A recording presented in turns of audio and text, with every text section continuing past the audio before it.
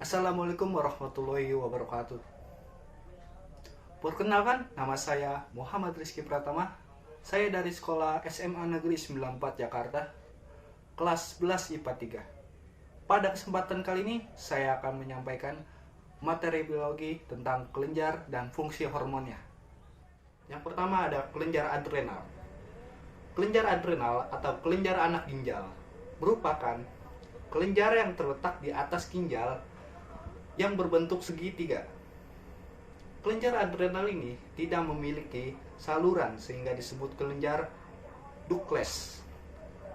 Berat kelenjar yaitu sampai 4 atau 5 gram. Pada manusia, kelenjar adrenal ini letak sejajar dengan tulang punggung toraks ke-12. Lalu, apa saja fungsi hormon yang dihasilkannya? Yang pertama ada hormon kortisol. Hormon kortisol atau hormon stres dihasilkan di lapisan adrenal luar korteks. Kortisol berperan dalam mengendalikan reaksi kita terhadap stres. Kortisol juga berperan dalam kontrol metabolisme, gula darah, dan tekanan darah. Yang kedua ada hormon aldosteron. Hormon aldosteron juga dihasilkan di lapisan adrenal luar. Hormon ini memainkan peran dalam pengendalian tekanan darah dengan memelihara keseimbangan kalium dan natrium dalam tubuh. Yang ketiga ada hormon adrenalin. Disebut juga hormon epinefrin. Hormon adrenalin dihasilkan di lapisan adrenal dalam atau medula. Hormon adrenalin bekerja sama dengan hormon kortisol dan hormon noradrenalin dalam mengatur reaksi tubuh terhadap stres. Hormon ini membuat detak jantung kita lebih cepat. Aliran darah menjadi meningkat dan merangsang tubuh untuk melepaskan gula menjadi energi. Yang keempat ada hormon noradrenalin. Hormon noradrenalin disebut juga dengan hormon norepinefrin. Hormon ini bekerja sama dengan hormon kortisol dan hormon adrenal dalam mengatur reaksi tubuh terhadap kondisi stres. Hormon ini juga mempengaruhi cara otak memperhatikan dan merespon berbagai peristiwa, seperti peningkatan detak jantung, memicu pelepasan glukosa ke dalam darah, dan meningkatkan aliran darah ke otot.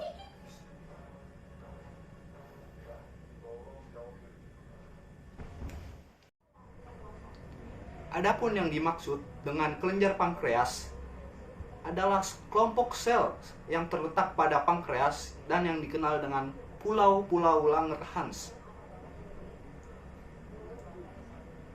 Fungsi hormon yang dihasilkannya yaitu ada hormon insulin, yaitu mengubah darah glukosa menjadi gula otot glikogen di hati. Dan hormon glukogen fungsinya untuk mengubah glikogen menjadi glukosa.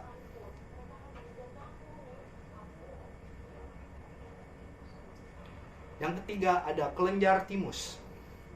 Kelenjar timus adalah kelenjar yang terletak di dalam rongga dada atas.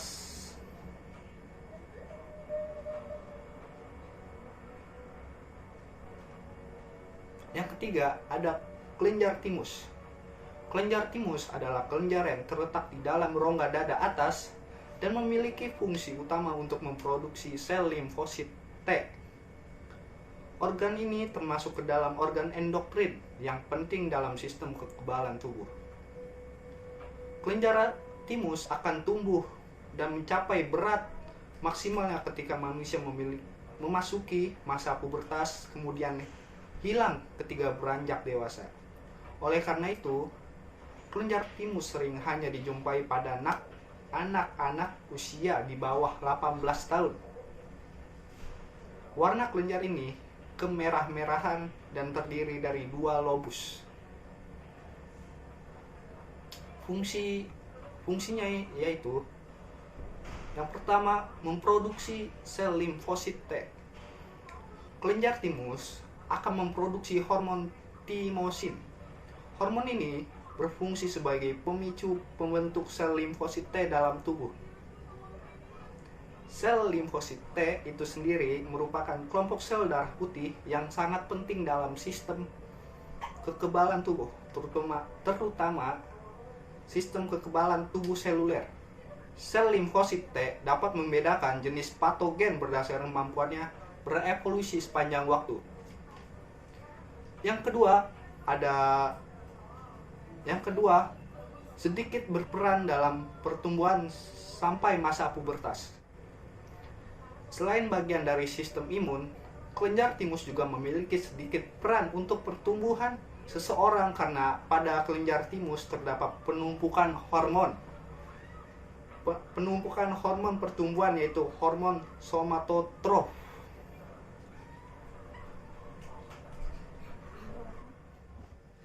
Yang keempat ada kelenjar pada usus dan lambung. Saya akan membahas kelenjar pada usus terlebih dahulu. Kelenjar pada usus halus menghasilkan enzim enterkinase, enzim erepsin atau peptidase, enzim maltase, enzim sukrase, enzim laktase, dan enzim nuklease, serta lipase. Pengeluaran enzim-enzim ini dipengaruhi oleh hormon endokrinin yang dihasilkan oleh duodenum. Enzim yang dihasilkan oleh kelenjar usus yang pertama ada peptidase, berfungsi mengubah peptida menjadi asam amino. Yang kedua ada sukrase, berfungsi mengubah sukrosa menjadi glukosa dan fruktosa. Yang ketiga ada maltase, berfungsi mengubah maltose menjadi glukosa. Dan yang terakhir ada laktase, berfungsi mengubah laktosa menjadi glukosa dan galaktosa. Selanjutnya ada kelenjar pada lambung. Kelenjar lambung menghasilkan beberapa enzim seperti pepsin, renin, dan HCl atau asam klorida. Pepsinogen yang diaktifkan asam lambung merupakan cikal bakal enzim pepsin. Keluarnya asam lambung dipengaruhi oleh gerak refleks yang timbul ketika masuknya makanan ke dalam lambung. Asam lambung juga dipengaruhi hormon gastrin yang keluar melalui dinding-dinding lambung. Dan fungsi hormon pada lambung, pada kelenjar lambung maksud saya, yang pertama ada asam klorida atau HCl, berfungsi sebagai desinfektan, mengasamkan makanan dan mengubah pepsinogen menjadi pepsin. Yang kedua ada renin, merupakan enzim yang berfungsi mengendapkan kasein atau protein susu dan dari air susu. Yang ketiga ada pepsin, berfungsi mengubah protein menjadi polipeptida. Yang terakhir ada lipase, berfungsi untuk mencerna lemak.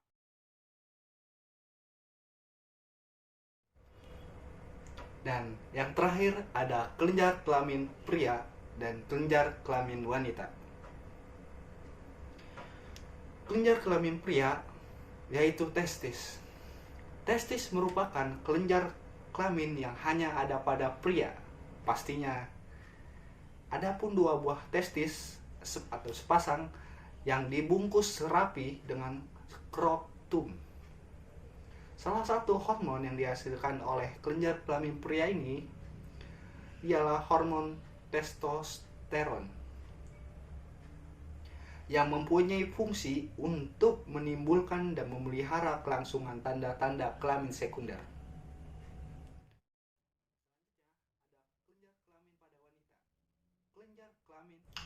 Selanjutnya ada kelenjar kelamin pada wanita, yaitu ovarium. Ovarium hanya terdapat pada kelamin wanita dan letaknya berada di bagian ovarium sebelah kiri.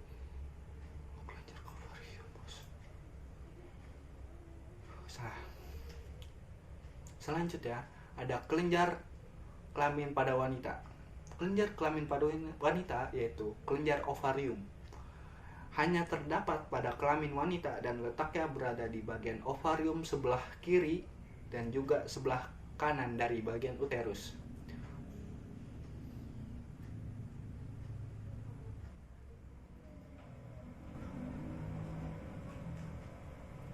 Fungsi kelenjar pada testis. Fungsi utamanya juga sebagai penghasil sel-sel kelamin, misalnya saja seperti sperma. Selain itu mempunyai fungsi sebagai penghasil hormon testosteron. Jika kelenjar ini tidak dapat bekerja dengan baik, maka proses pembuahan pada sel telur akan mengalami kendala. Dan fungsi kelenjar pada ovarium. Sesuai dengan namanya, kelenjar ovarium ini memiliki fungsi sebagai kelenjar yang memproduksi sel-sel kelamin. Selain itu, kelenjar kelamin ini juga berfungsi sebagai pemberi sifat kewanitaan. Sifat kewanitaan maksudnya ialah pinggul yang membesar, perkembangan, atau bahu yang sempit, pertumbuhan payudara, dan lain sebagainya.